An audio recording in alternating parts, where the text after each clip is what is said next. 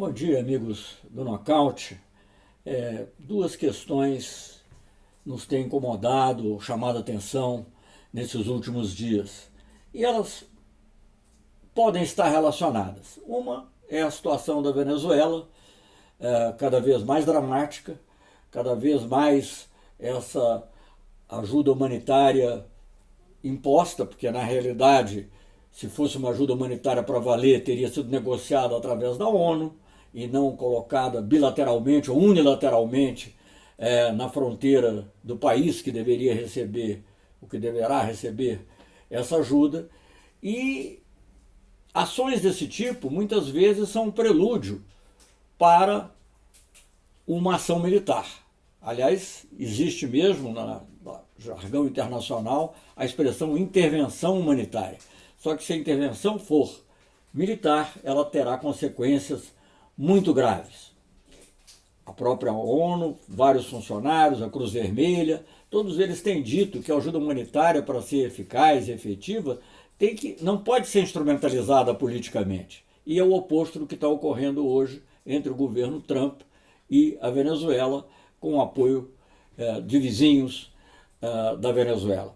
Eu queria, a propósito disso e de um outro fato, que é o anúncio de que haverá um oficial-general brasileiro como vice-comandante do chamado Comando Sul dos Estados Unidos, ler uma pequena passagem aqui da Estratégia Nacional de Defesa. Antes, é bom lembrar, a Estratégia Nacional de Defesa foi feita e foi elaborada durante o governo Lula, mas com participação ampla de militares, do Estado-Maior Conjunto das Forças Armadas, e mais importante ainda do que isso, a sua revisão, já no governo da presidenta Dilma, que foi mandada ao Congresso em 2012, foi aprovada por um decreto legislativo. Portanto, a Estratégia Nacional de Defesa tem, talvez tecnicamente haja uma sutileza, mas deveria ter força de lei, algo mandado pelo Executivo e aprovado pelo Legislativo. Deixa eu ver o que diz a Estratégia Nacional de Defesa na sua parte introdutória. Alguns dos primeiros parágrafos. O Brasil é pacífico por tradição e por convicção. Vive em paz com seus vizinhos. Rege suas relações internacionais, dentre outros, pelos princípios constitucionais da não intervenção, defesa da paz, solução pacífica dos conflitos e democracia. Muito bem. Então, e segue dizendo, essa vocação para a convivência harmônica, tanto interna como externa, é parte da identidade nacional e um valor a ser conservado pelo povo brasileiro. Evidente, princípios constitucionais nem sequer precisaria repetir, mas na própria estratégia de defesa está incorporada a ideia da não intervenção e da solução pacífica das controvérsias, solução pacífica das disputas em geral. E nesse caso, isso é muito importante, porque o nosso vizinho, independentemente do julgamento que se possa fazer sobre o governo, a oposição, se encontra à beira de uma guerra civil. Se houver uma tentativa de impor pela força essa ajuda humanitária, não sabemos o que poderá ocorrer. Evidentemente que a situação do povo venezuelano é grave, é séria, ela tem que ser objeto de alguma atenção, mas não através de uma imposição forçada e da manipulação política de algo que deveria estar acima da política, que é justamente a ajuda humanitária. Eu acho que isso é muito importante, porque nós estamos diante de uma situação em que esse princípio da Estratégia Nacional de Defesa, que é uma lei, na prática, né, um decreto legislativo que aprovou um envio do Executivo, a Estratégia Nacional de Defesa está sendo ferida na sua mais essencial característica, que é o respeito aos princípios constitucionais, que estão aqui frisados, porque não estão mencionados todos os princípios constitucionais. Alguns que, naturalmente, se achou importante frisar dentro desse contexto de defesa.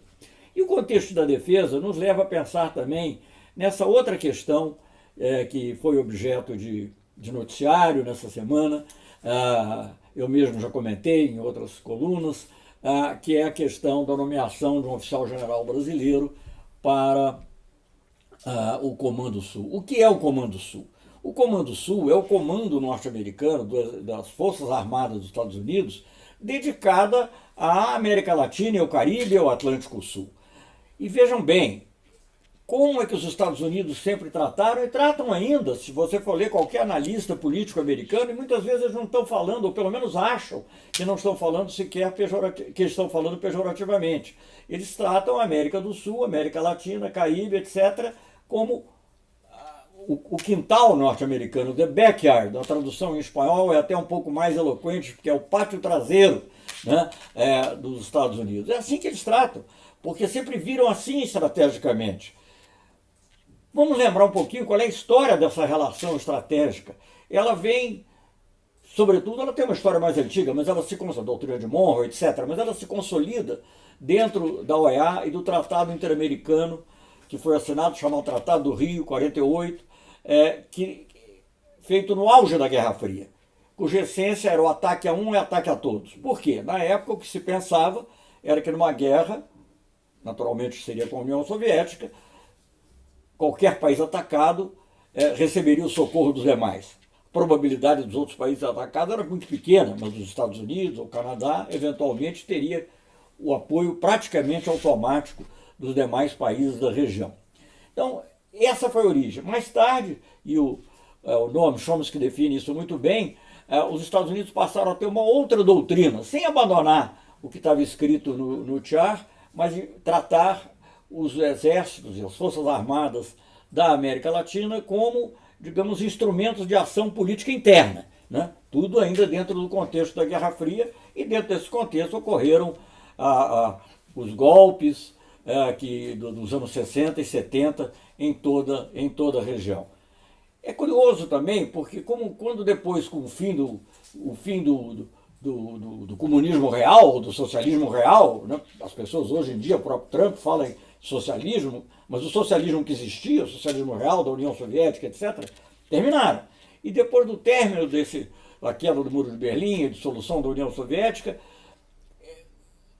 Washington achou mais interessante que as forças armadas nos países da América Latina, América do Sul, se dedicassem mais ao combate ao narcotráfico. Aliás, justiça seja feita, as nossas forças armadas nunca acharam boa essa ideia de se transformar em polícia interna contra criminalidade. Eu me recordo, eu era ministro do presidente Itamar Franco, quando teve no Brasil o ministro da Defesa, Bill Perry, dos Estados Unidos, era o governo democrata, era o governo Clinton, e o Bill Perry veio aqui com essa doutrina ele era uma pessoa até muito simpática, devo dizer, mas veio com essa ideia que era a missão que os exércitos e as forças armadas dos países latino-americanos teriam, combater o narcotráfico. As forças armadas brasileiras sempre resistiram a isso, sempre dentro de uma visão mais nacional, correta. E essa visão nacional correta é que possibilitou fazer a Estratégia Nacional de Defesa, que naturalmente cuida de muitos outros aspectos, o equipamento das Forças Armadas, um aspecto até muito interessante em relação ao que está ocorrendo hoje em dia, da Embraer e a Boeing, tem um parágrafo específico dizendo que em questões tecnológicas da indústria, o aspecto relativo à soberania, ou o aspecto estratégico, predominaria sobre o aspecto puramente comercial. Não sei se nessa negociação da Embraer com a Boeing isso está sendo levado em conta. Mas vamos voltar então a essa visão. O que estava acontecendo? É que nos últimos anos o mundo foi se tornando mais multipolar. Essa ideia do conflito leste-oeste acabou, naturalmente não tinha mais União Soviética. A China, ela tinha seus relacionamentos, mas não estava preocupada em exportar revolução, nem exportar comunismo.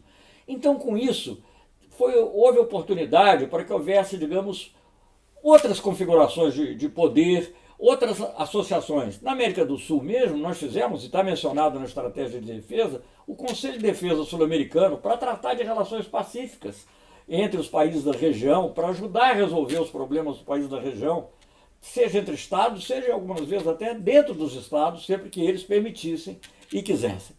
Bem, agora o que nós estamos assistindo? Nós estamos assistindo a novo esforço de dominação e de absorção de todas as forças armadas da região digamos, dentro do Comando Sul. É como se todos fossem, digamos assim, departamentos do Comando Sul no combate à influência chinesa principalmente, russa talvez em segundo lugar, mas sobretudo chinesa de natureza econômica. Isso, aliás, não é segredo, isso tem sido dito, esse objetivo, não só está mencionado pelo almirante Falles, o comandante que fez a apresentação do documento em que a subchefia brasileira é mencionada, mas também por ministro da Defesa norte-americano, quando esteve aqui, etc. Então, isso é algo que nos preocupa muito, porque retira algo que é essencial dentro da estratégia de defesa, que é uma visão de autonomia e de independência do país. Há até um capítulo, quando fala de parcerias, que elas devem buscar, quem tiver interesse pode ler, que um aspecto das parcerias, digamos assim, uma consideração do ponto de vista internacional, é que as parcerias favoreçam um pluralismo de visões, e não uma visão única, uma filosofia única ditada por uma potência hegemônica. Então esse é o lado, digamos assim, teórico, claro que com consequências práticas. Mas passemos ao concreto e imediato. Voltemos à Venezuela. O Brasil e os nossos militares, pelo menos os que têm falado, sempre têm dito que o Brasil não participará de uma intervenção. E é muito bem-vinda essa declaração que tem sido feita, entre outros pelo vice-presidente, mas por outros militares também. Agora, veja bem, como será uma situação em que o subcomandante da força que estará planejando, usando a inteligência, e quem sabe até, ou quem sabe não, muito provavelmente envolvida na operação de uma eventual intervenção militar, ainda que sob capa humanitária, o subcomandante é um brasileiro. Então como é que o Brasil pode, como é que nós vamos deslindar isso? Não sei, a menos que nós façamos como fez o presidente Geisel, que rompa o acordo com os Estados Unidos. O presidente Geisel tinha uma visão muito clara do interesse brasileiro, ele pode ter tido outros problemas, não vamos defender tudo o que aconteceu, houve coisas tristes que ocorreram também no governo Geisel, ainda naquela fase do governo militar, mas a verdade é que tinha uma visão de interesse brasileiro. Vamos fazer o nosso programa nuclear, vamos tratar essas questões como questões nacionais. Como será agora? Como será o subcomandante quando derem uma instrução para ele em relação ao Atlântico Sul, que seja uma instrução que não corresponda, por exemplo, à visão que o Brasil tem do Atlântico Sul como uma zona de paz e cooperação? Coisa que figura, inclusive, numa resolução das Nações Unidas e que foi objeto, inclusive, de intensa atividade. Agora mesmo há um navio patrulha oceânico brasileiro em Cabo Verde, lá participando lá de um treinamento. Mas se disser, não, esse navio terá que ser usado de tal maneira, o subcomandante o que vai fazer? E se houver uma intervenção militar na Venezuela, ele vai se sair ou ele vai aceitar? Então, não há como, isso não é uma coisa comum. Eu não vejo, não me lembro, não conheço nenhum caso semelhante desde a Segunda Guerra Mundial. Segunda Guerra Mundial, sim, o Brasil participou com as forças integradas nas forças norte-americanas, era a única maneira que tinha provavelmente de participar de forma efetiva e isso foi aceito.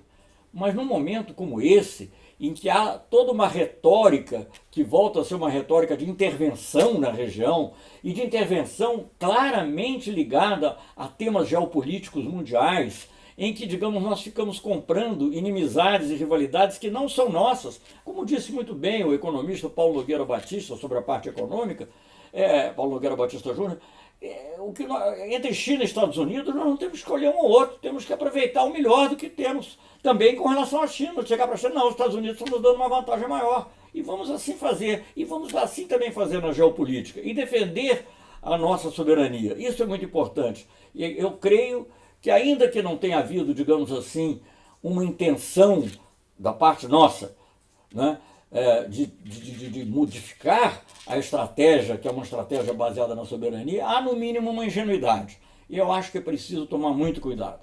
E voltando à questão da Venezuela, eu me preocupo muitíssimo, eu acho que é nosso vizinho, nós temos que ter uma ação pacífica e, como diz a estratégia nacional, pacificadora, que busque uma solução negociada. Todos terão que fazer concessões, a oposição terá que fazer, o governo do presidente Maduro também terá que fazer concessões, mas para que isso exista é preciso que haja um diálogo. E o diálogo não pode ser preconcebido, não pode ter um diálogo dizendo o resultado é esse. Né? O resultado tem que nascer do diálogo. Vai ser necessário no processo de negociação de ser mais persuasivo com um ou com outro lado? Vai, mas é preciso que exista o diálogo. Eu acho que o Brasil embarcar num apoio, ainda que esse apoio seja só diplomático, que dificilmente será só diplomático, porque as coisas têm desdobramentos que escapam ao controle e às intenções iniciais, né? Então, vamos lembrar, quando o Brasil rompeu relações com os países do eixo, não tinha pensado em mandar tropa, isso foi mais tarde. Não, cada situação é uma situação, mas essas questões todas são preocupantes e nós não queremos que haja esse tipo de intervenção e não queremos que haja sequer o apoio diplomático que leve à intervenção. Queremos democracia na Venezuela? Sim, queremos. Para isso é preciso diálogo? Sim, é preciso. É preciso talvez haver alguma transformação? Muito provavelmente. Mas vamos obter isso pelos meios que sempre foram usados, os meios da diplomacia, os meios da negociação, os meios da solução pacífica. E não há de ser com o subcomandante do Comando Sul nos Estados Unidos que nós vamos contribuir para isso.